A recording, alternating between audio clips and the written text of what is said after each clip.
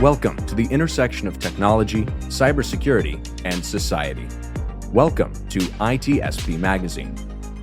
Let's face it, the future is now. We're living in a connected cyber society, and we need to stop ignoring it or pretending that it's not affecting us.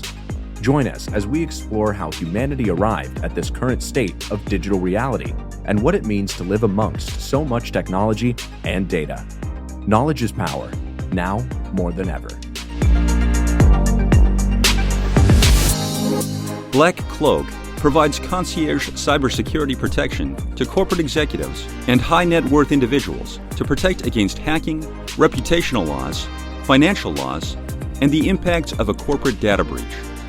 Learn more at blackcloak.io. BugCrowd's award-winning platform combines actionable contextual intelligence with the skill and experience of the world's most elite hackers to help leading organizations identify and fix vulnerabilities, protect customers, and make the digitally connected world a safer place. Learn more at bugcrowd.com.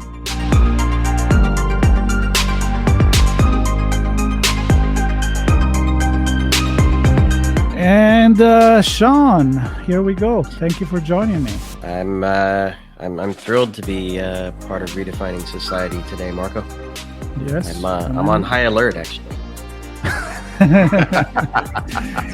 it's always nice. So for those that for the first time listen to Sean and I, while we have our own individual shows, we also have we like to invite each other on the same show, and we never know where we're going with this, right? I never know where Sean is gonna start, and we don't know where he's gonna end. That's right. Neither do I. That's the fun part. Just right. To see where we roll. I know. But there's one thing we never get bored of having conversation, and one thing is that we never get bored. The main reason is because we're so lucky to get in touch and have conversation with so many incredible people that are somehow changing our society. And I don't know if they're changing it, but certainly they're trying their best to make it a better place. And today we're going to talk about an institute. And I feel like this is the 10th episode, to be honest, because we have talked so much already about our ideas, our plan, how ITSP Magazine and the High Alert Institute can collaborate, that finally we got to the first recording, and we're going to learn, Sean, about this. So you are in high alert. I'm in high alert. What does it mean? Exactly. I have no idea. Let's ask our guests. Who's on with us today, Marco? Well, today we have Maurice and Allison, and in particular, Dr. Maurice Ramirez and Allison Sakara. I hope I didn't chop the last name. And if I did, I apologize. And they are the founders of an organization, a nonprofit called the High Alert Institute. And I want to welcome you both, Maurice and Allison. Welcome to the show. Thank you. Thank you, Marco. Thank you, Sean. Such a pleasure. And I want people to know that this is the first one of many conversations, because I don't even know where to start with all the things that you do. So that will be my second question. My first one will be, who are you? Maurice and Allison, a little introduction about yourself so that our audience become familiar with you, whomever wants to start. Certainly, Marco. I'm Allison Sakara, and yes, you did a nice job with my name, along with Dr. Ramirez. I am a co-founder of the High Alert Institute. I currently serve as their executive director and have done so since we established as a 501c3 back in 2011. My background is as a pediatric and as a family nurse practitioner. And I have decades of experience working in hematology, oncology, and disaster response primarily. I've been also a clinical and regulatory affairs consultant to the biotech industry since the 1990s. And on a personal side, I've done a lot of volunteering with animal rescue organizations over the years, and I enjoy training rescues as therapy dogs. And we are joined here in the office by our current pack of 5 rescue dogs on a daily basis. Hello, Sean and Marco. I'm Maurice Ramirez. As Allison said, I'm also a co-founder of the High Alert Institute, and I serve as the chairperson for the Institute's board of directors. I'm a disaster medicine and emergency medicine physician. I'm a little unique in the physician world. I hold 10 board certifications in medicine and research, including disaster medicine, emergency medicine, and artificial intelligence medicine. Allison and I are both founding Homeland Security medical officers, and I've been in disaster response since 1982. In addition, I'm the founding chairperson of the American Board of Disaster Medicine. That's the national and now international certifying board for disaster medicine specialists. And I'm the recipient of the Lifetime Achievement Award in disaster medicine. I've earned a medical degree, 2 PhDs, but I'm equally proud of being a Clown College graduate. See, and this is exactly why I didn't want to do the introduction. But the both of you, it's already overwhelming and incredible. Very, very much incredible, Sean. I think we're in for some treats today and learning a lot. I know. And yeah, where to start with all the things you've done?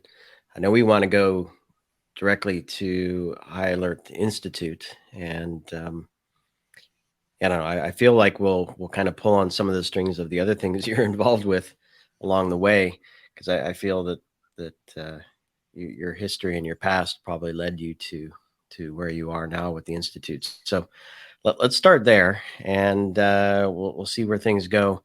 What is the High Alert Institute? Why was it founded? What's its objective? How's it progressed over time? Well, the High Alert Institute is a not-for-profit charity educating people, families, communities, businesses, and organizations to be disaster ready in what we call an all hazards one framework paradigm. We were founded in 2002 in the wake of the 9/11 attacks of 2001 and became officially a not-for-profit charity in 2011. For the last 20 years, we've fulfilled our mission primarily through disaster research and in-person disaster training. We've in fact trained all of the hospitals in Colorado, half of those in Georgia, Florida, and all of the hospitals in both North and South Carolina, in addition to hospitals in almost all of the continental United States. We've also trained almost all of the counties in both Florida, Georgia, and Colorado. And we trained primarily frontline healthcare workers and first responders, law enforcement, and fire rescue. In 2022, as the entire planet is beginning to make its post-pandemic plans, we pivoted the Institute to expand our vision and our mission, including a number of programs that are so numerous we'll be recounting them with you and review and looking at them and exploring their basis over the next several episodes. Yeah, that's absolutely the intention. And I the first time that you share with me kind of like a memo of all the things that you do, I said, this is 10 episodes, so we have to split it. So we already have a lot of questions, but we want to. My head is full of things I want to know. I know. I mean, first of all, I'm interested into the vision that it's all connected. I think that's what inspired me the most when we talked for the first time and we were introduced by our common friend Sean, the other Sean.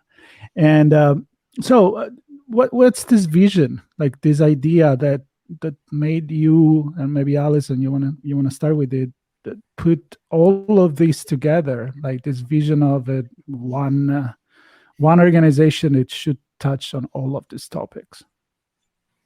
We refer to the paradigm that we live, work, and play in as an all hazards one framework approach. And what I mean by that is many people, families, businesses, organizations really don't have a set plan for what to do about a disaster before crisis strikes. Oftentimes the plans are hurriedly put together in the midst of a crisis, or maybe folks only have an inkling of what they might do if they have to. the most common reasons that disaster plans and business continuity planning are not prioritized can be either, and that reason behind that can be either dollars or resources or just plain time. But we see planning as a priority. But when planning is seen as a priority, even when folks try to do that, the approach may be viewed as an overwhelming task. All too often, folks are trying to establish a different plan for every single possible thing that could go wrong.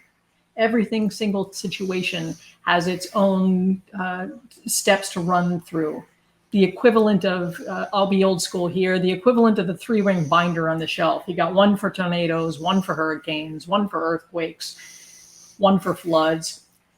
But seemingly none of them are integrated into everyday life and everyday world and everyday plans. So when disasters actually do occur, knowing which binder to grab off the shelf, let alone what's inside of it and what you might need to have on hand before you even start that list, can be a mystery. And this just adds to the confusion. By adopting that mindset of all hazards, one framework, the basic actions and needs are all the same. Whether we're having a discussion about healthcare, whether we're having a discussion about climate change, whether we're having a discussion about a wildfire, it seems to all come together then. For all disasters, you can have one basic plan to learn and to follow. Successful disaster preparedness and response tends to be less than knowing exactly every single step and having a separate set of list of things to do or ways to act. What ends up being important is, what do you have on hand? Do you have what you need to have on hand? And how can you move forward? So whether you're facing snow, rain, fire, earthquakes, landslides, volcanoes, or disease outbreaks, the questions really do remain the same. Do you have a plan to take care of yourself? Do you have a plan to take care of your family? Do you have a plan to take care of your pets? Do you have a plan to take care of your business? Do you have a plan to take care of your property if any disaster comes along? And the basic needs across any one of these particular scenarios are fairly constant. The needs for food, water, clothing, housing, fuel, identification, medications, safe place to be.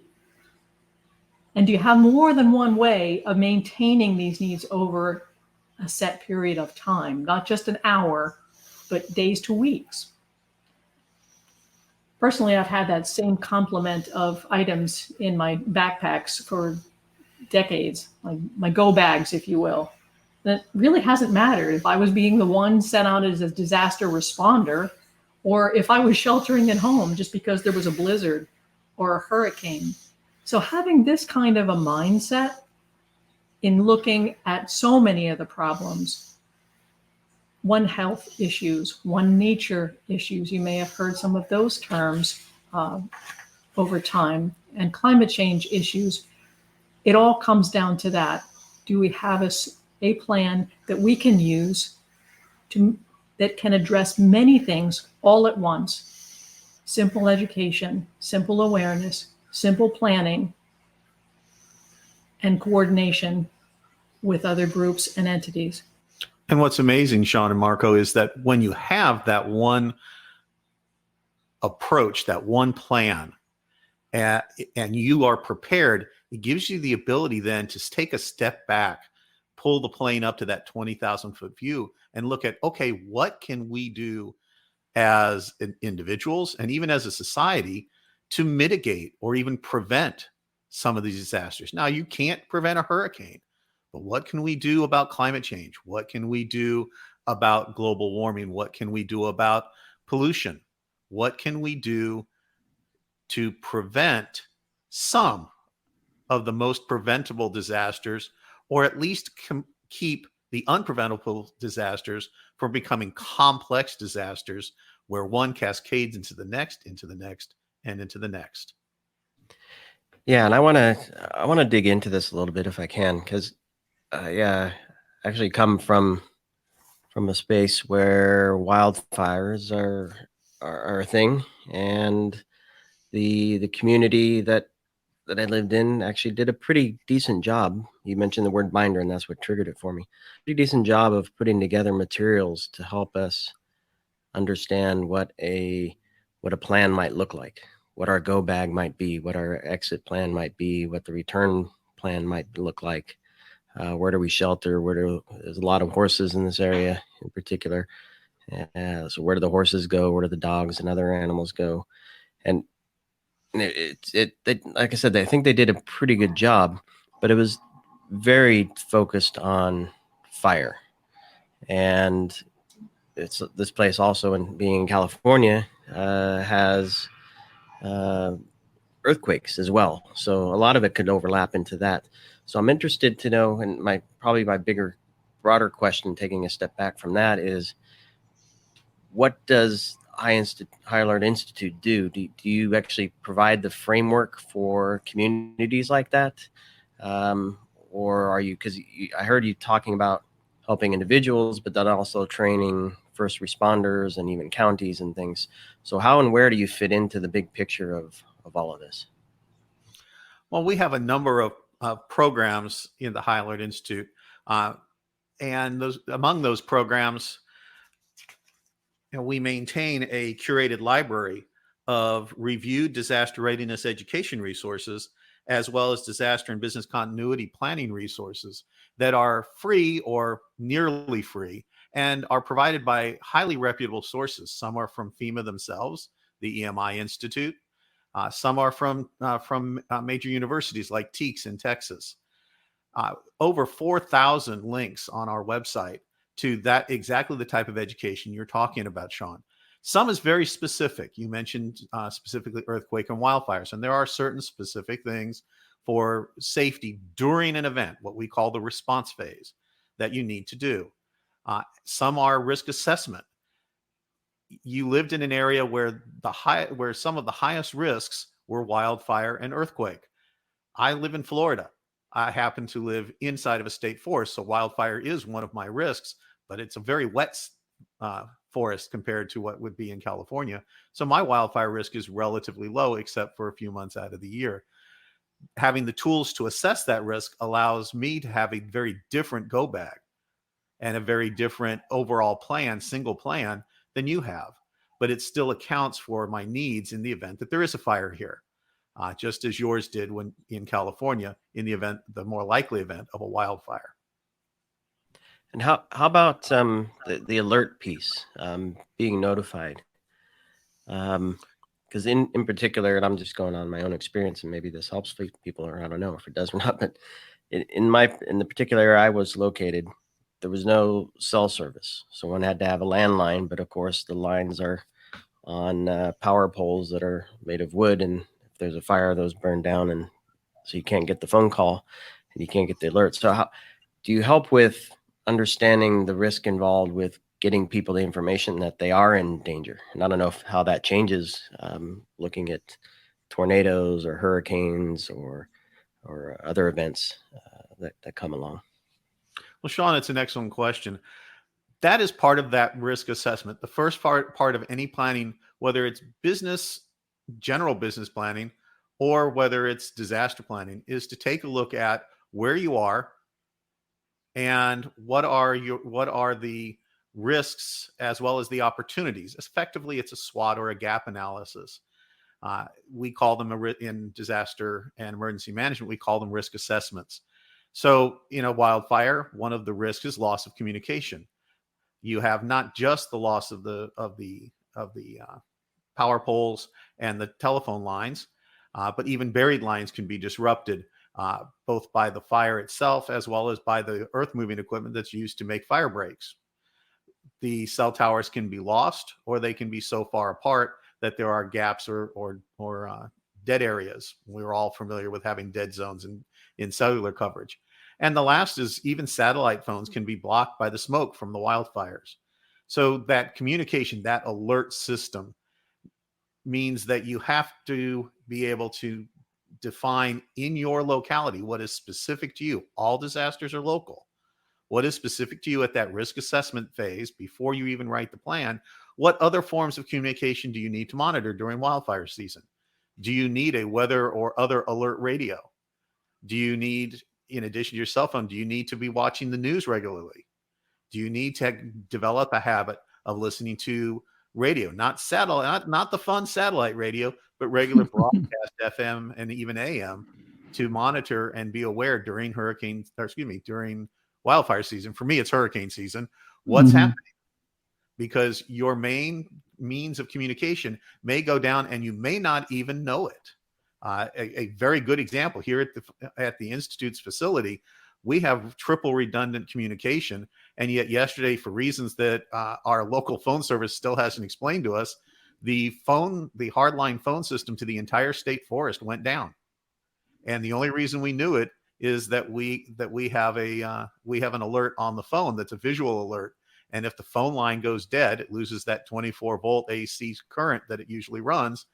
This signal goes on so that we know that means of communication is out. And the reason we did it is that the phone system in the state forest is 56 years old. And so we had to be able to monitor it because it has a downtime of about 12% out of the year.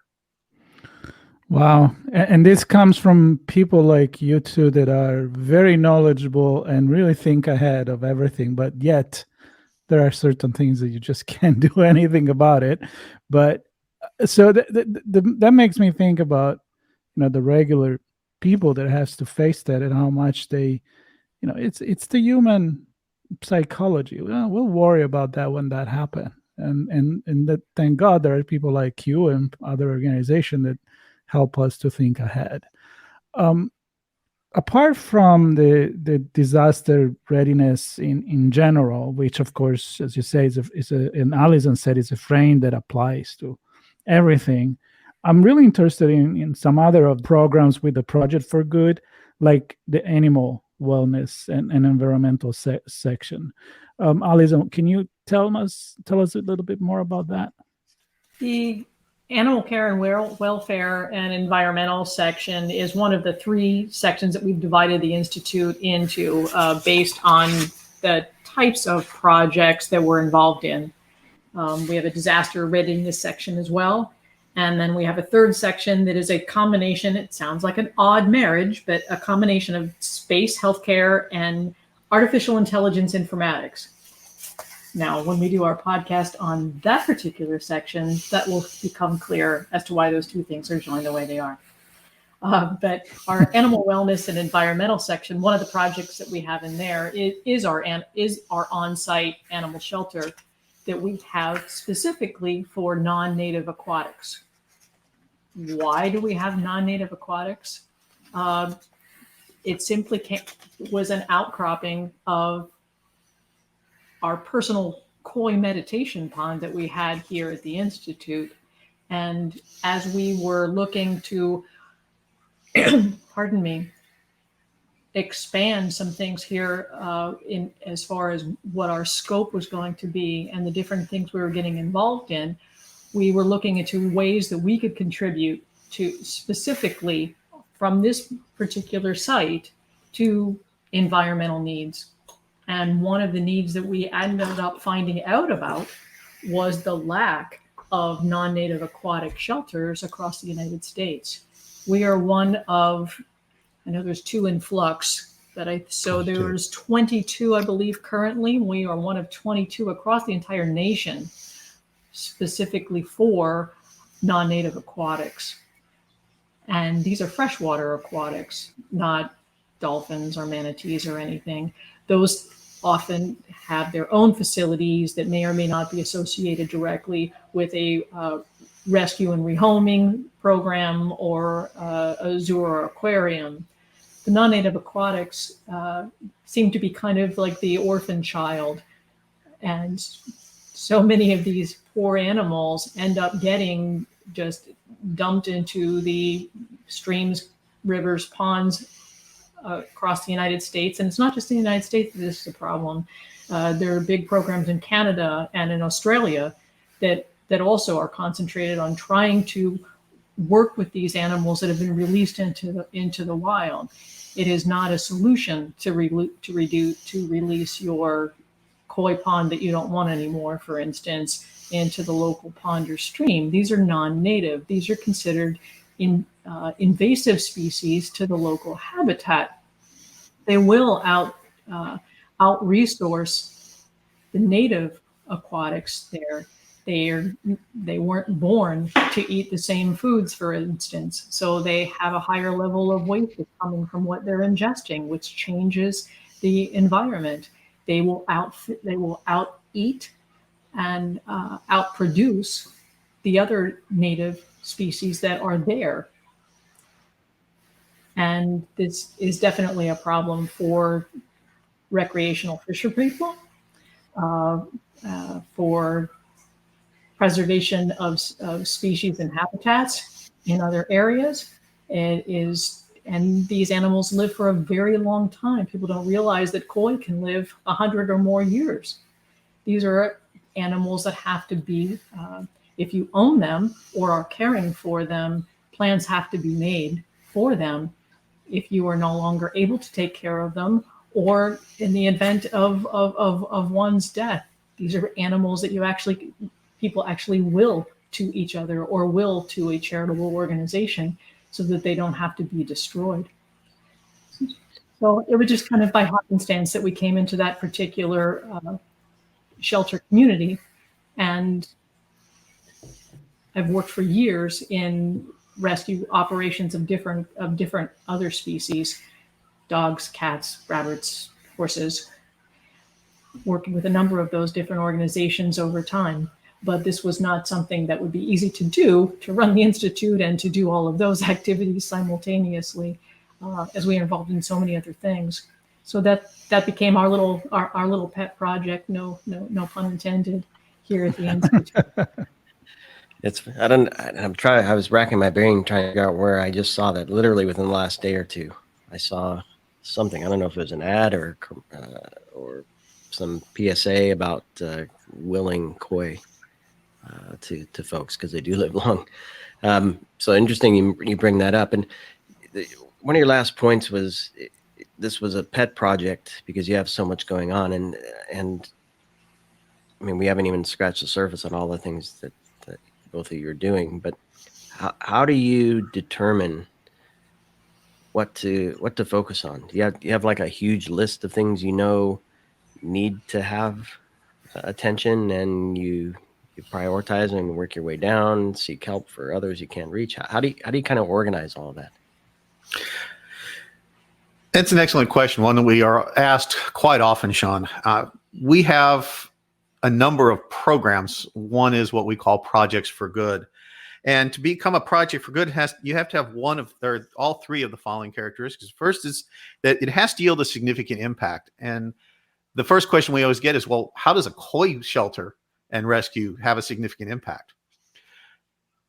The U.S. Fish and Wildlife Service estimates that released koi and their progeny cost commercial fishing just in the Great Lakes and Mississippi River Basin and the Florida wetlands and estuaries $70 billion in losses a year. Now, part of that is catching animals that then contaminate the other animals because nobody eats ornamental carp.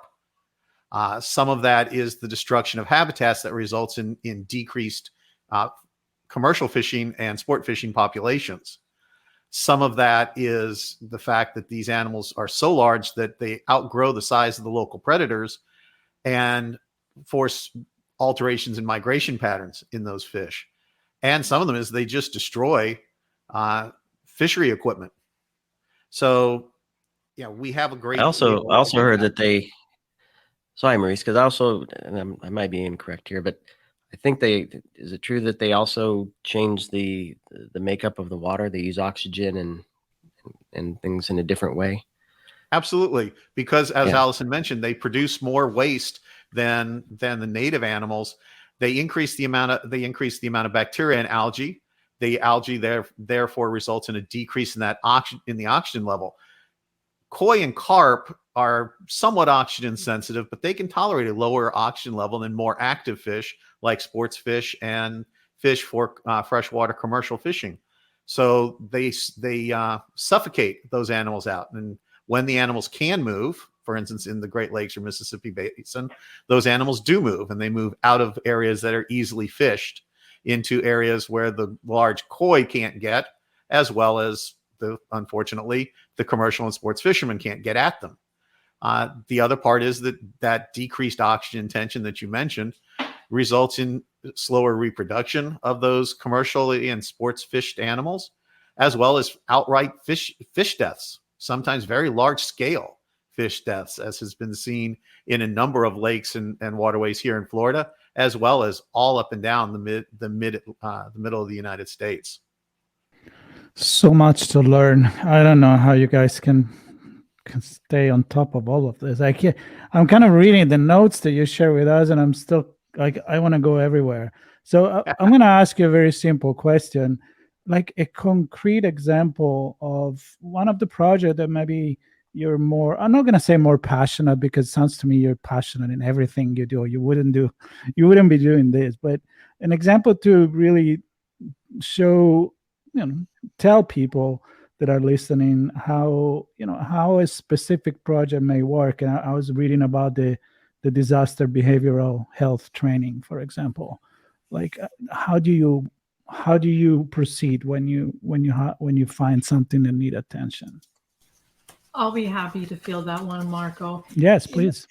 In keeping our roots in disaster response, the Institute has been developing a disaster behavioral health training and educational program for persons involved in disasters affecting animals. Maurice and I and a number of our directors and in-house experts have worked in this field on and off for many years. This program in particular, though, that we're developing now is being created for the benefit of government and non-government responders to animal care and welfare crises, as well as the human populations that they serve when they are responding to these particular crises.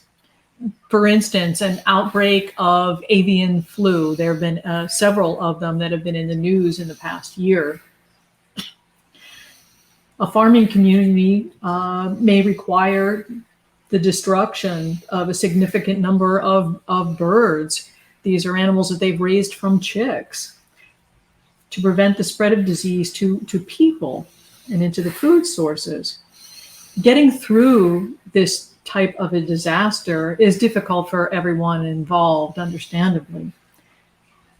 The emotional and psychological toll that it has on workers, whether they're from federal agencies or as volunteers, the effects on families, the farm families, the local communities, the schools, and the children in the schools can be devastating.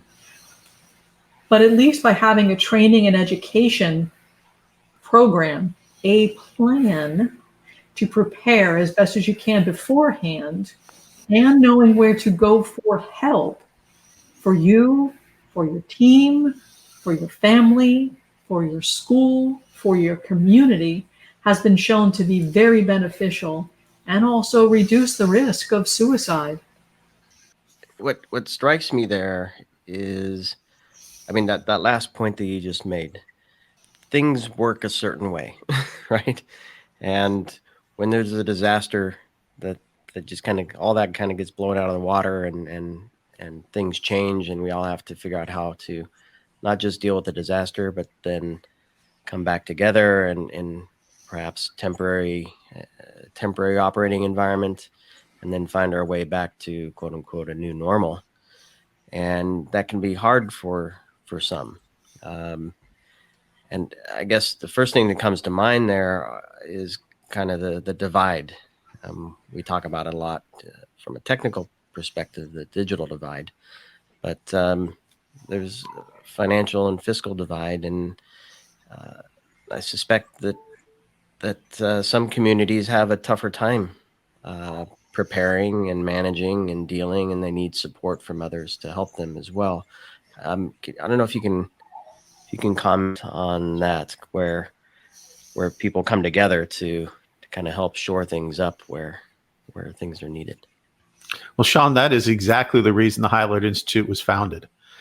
We don't just provide education and resource and research, but our entire focus is to work with and for those individuals, organizations, institutions, businesses, and to a degree, communities that are underserved, that have an unfunded mandate, who don't have the resources financial resources to hire the $50,000, $100,000 consultant, to bring in a team of trainers, or to bring in a crisis response team in the event that the disaster has already struck. And now they're trying to prevent the emotional and psychological impacts, as well as the financial and economic impacts in their community. This is the reason that we host so much free education. It's the reason that, to quote our founding fathers, we've pledged our lives, our fortunes, and our sacred honors as experts for good, as co-founders, Allison and myself, our board members. We have in total over 84 highly trained experts and individually who volunteer their time that they could sell otherwise at very high costs in some cases, specifically to help in areas that otherwise would go, as you said, unserved, because they didn't have that resource. They didn't know where to get the resource, or they couldn't afford the resource. Yeah, it's impossible to think that with as much passion that someone can have to tap into all of this, just in 2 people or even 100 people. So I would love to learn more about how you, in these 20 years of the organization, but even before, with both your careers, where are all your resources? Who is collaborating to the success of the High Alert Institute? I'm thinking partners. You mentioned experts, and maybe even like businesses, like a little understanding on how can you accomplish all of this. Well, we've been very blessed, Marco and Sean. We have a very active a board of directors. We have had the benefit of many both partners for good, which are how corporations participate, as well as subject matter experts who participate as experts for good. And there are several ways that individual corporations and even institutions of higher learning can participate with the institute, its programs, and support its projects.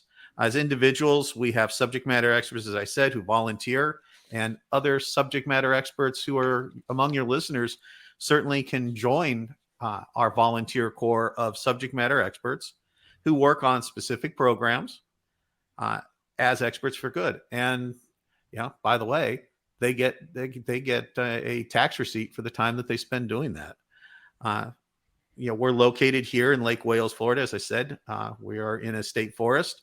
Those people who are local to us can volunteer at our aquatic animal shelter and rescue when we have a response need.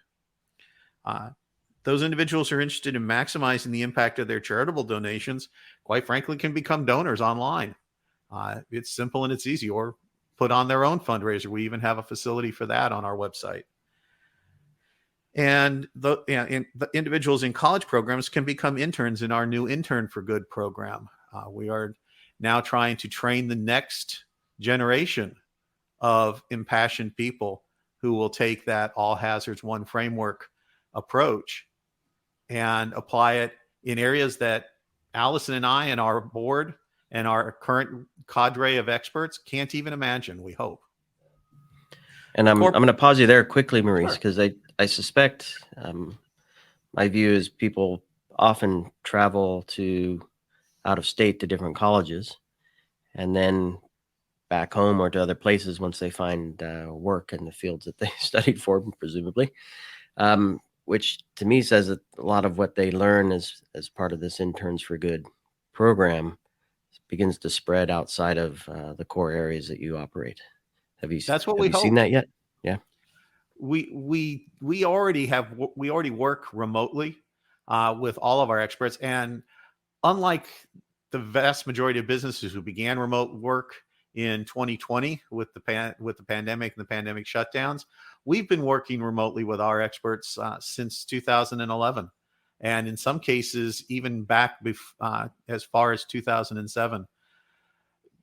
We work remotely because we prefer to work with the experts who are truly experts in their field, and not just nationally. We work internationally with experts all over the world, and we're also partnered with 48 other corporations around the world who have products or services or algorithms or ideas, some of which they're not even developing for their own commercial use, that can support a project for good, or that can support another type of program, or that they just want to see it have some impact. Allison and I have consulted in the medical and regulatory industry for, as she said, almost 30 years. It is amazing the number of corporations that develop intellectual property that they develop along the way towards an ultimate product, but it's not for that product.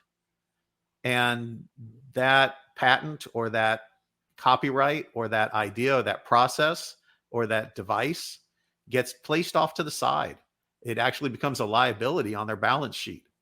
And we have a number of companies that have donated those or donated the knowledge about them to allow us to try to have an impact with them in other fields that the original inventors never dreamed of. It became so common that last year or 2 years ago, we started the IP for Good program to allow for technology transfer. And among the things that are in technology transfer right now are 2 renewable energy programs that will increase the efficiency of animal care and animal welfare in one case, and will reduce the social determinants of health noise risk with wind turbines in another situation. Yeah, you call this section or this section is all about, this podcast is all about an other society. And we look at that. Everybody thinks in terms of corporations and entrepreneurs as being very self-centric, very profit-centric. And what we find is that really there is an other society in that big category called entrepreneurs, who are very interested in, I have to make my profit. I have to be able to survive and pay my bills and feed my family, prepare for my own disasters and have my own resources. But I have all this other stuff and I want to share it and I want to see it do something good. I just don't know how. And that's part of what the Institute does, is that it helps those individuals who want that impact, those corporations that want that impact, to bring those goods, those services to that larger impact, that larger opportunity to do good in the world. And then sometimes that innovation can have a much bigger impact than a monetary donation from an organization. And the engineers or whomever's building and innovating feel pretty good about that stuff too. Absolutely. And very cool. often a company may not have the fiscal resources to write a check, but they have something far more valuable, as you said, Sean, sitting there on the shelf that they're not even using, that in some cases they've almost forgotten about, that they mention on the way out the door as they're apologizing for not being able to help. And it turns out to be something of immense value and contribution. Well, if there is one thing that I've learned from prior conversation with you, it's fascinating. And it really makes you think. I think about the overview effect, the one the astronauts get when they see the planet from above. And it's like, it's just one unique and one connected synergic organism in a way. And I'm describing now your logo for the people that listen to the podcast. And of course, they can find that on the page for Defining Society, which is the planet, and then there is a Vitruvian man. So we could have an entire story on that one, I guess, but I think it will be for one of the next episode. I would like Allison and Maurice to take this last couple of minutes to tease our audience maybe for what we will talk about in the next 2 episodes, which will still be about introduction to what you guys do. So why should they stay tuned for the next episode as well? In coming episodes, we'll be talking about disaster readiness. And because disaster readiness is more than just planning and preparation, and giving some very specific examples, as Sean alluded to, of what individuals can do just to be more disaster ready within their own families and homes, as well as in their businesses. And we have a saying: we want everyone to prepare or be ready the way they're going to play. We want them to practice the way they're going to play. We want the day that the crisis strikes to be as close to a normal business and family day as is possible, given the circumstances. And that happens through good planning. We'll also be talking about our animal wellness and environmental program. And Allison can give you a few more peeks behind the curtain, as it were, as to what we'll talk about with that. We'll be sharing with you some of the things that we're trying to help with in the animal care and welfare world, and in the environmental one nature, one model, one health paradigm that has existed for decades across many different like-minded organizations. And there are a few holes that have evolved over time, and how we're trying to help fill those. As Maurice mentioned, many of these mandates occur without necessarily the funding to make them happen for many organizations, whether they be government or smaller organizations trying to be compliant with those mandates. And we've been able to put together some programs to help them meet those needs, taking that on ourselves, taking on that burden, and supplying that for free. And along the way, we'll be salting in some of our projects for good that have some surprising impacts, and in some cases, some surprising partners, as well as just a great potential to do global good as well as local good. And then we'll also be covering our space and space healthcare and AI informatics, which came to us in a very odd way, in that we were originally asked to address disaster medicine in space.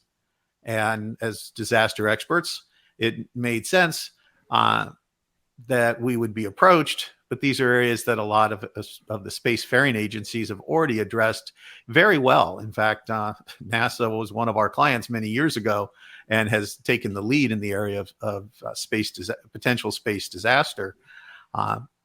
But along the way, we discovered that there were other areas in space healthcare that needed to be addressed from a whole new approach to the framework of regulation and even jurisdictions.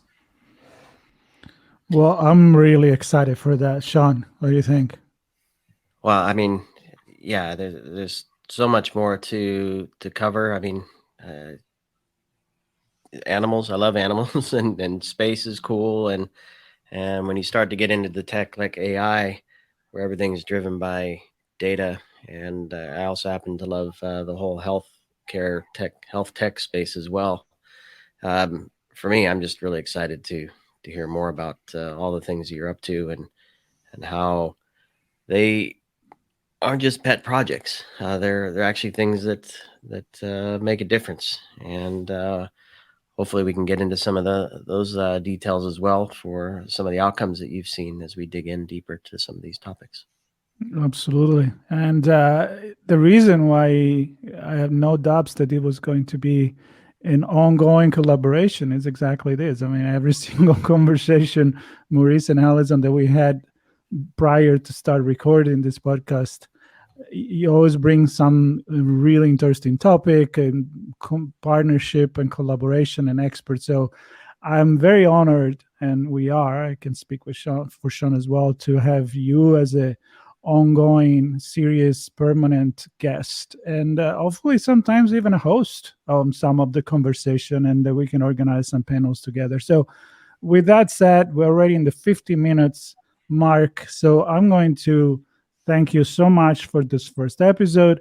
I want to invite everybody that wants to learn more about the High Alert Institute and every topics that they touch to stay tuned, because there'll be another 2 introductory episode about what they do. And then at that point, we're just going to go and start diving into individual topics. So again, Maurice and Allison, thank you. Thank you so much for being part of this. Oh, it's been our pleasure, Marco and Sean. We really appreciate having this conversation with both of you, for sharing a few insights into what we're doing, what we're all about, sharing that passion that we have and that we are collecting from others that we meet. Thank you so much, gentlemen. It's been an absolute honor.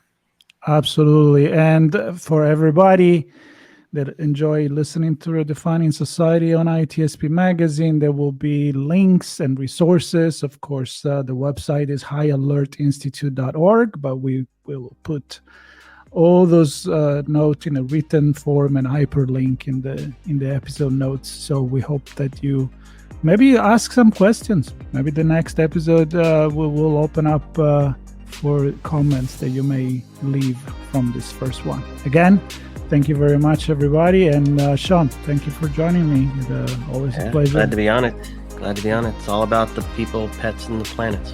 Hey, and robots and robots. and aliens and all of that. So really cool. All right. Nice. Thank you very much, everybody. BugCrowd's award-winning platform combines actionable contextual intelligence with the skill and experience of the world's most elite hackers to help leading organizations identify and fix vulnerabilities, protect customers, and make the digitally connected world a safer place. Learn more at bugcrowd.com. Black Cloak provides concierge cybersecurity protection to corporate executives and high-net-worth individuals to protect against hacking, reputational loss, financial loss, and the impacts of a corporate data breach. Learn more at blackcloak.io. We hope you enjoyed this episode. If you learned something new and this podcast made you think, then share itspmagazine.com with your friends, family, and colleagues. If you represent a company and wish to associate your brand with our conversations, sponsor one or more of our podcast channels. We hope you will come back for more stories and follow us on our journey. You can always find us at the intersection of technology, cybersecurity, and society.